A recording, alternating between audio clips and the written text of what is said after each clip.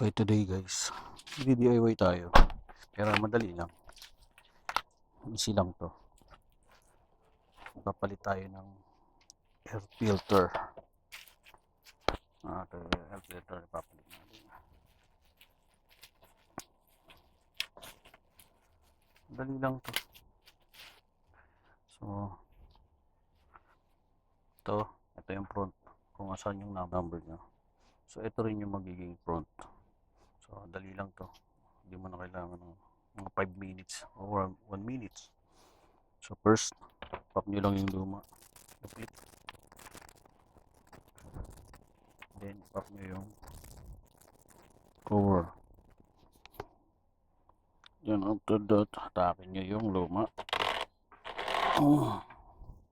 Then, replace with the new replacement. So, ganun din. And then, clip nyo na. And that's it. Pabilis lang. Hindi mo na kailangan tulong dyan. So, yung luma, due na rin siya para palitan. And that's it.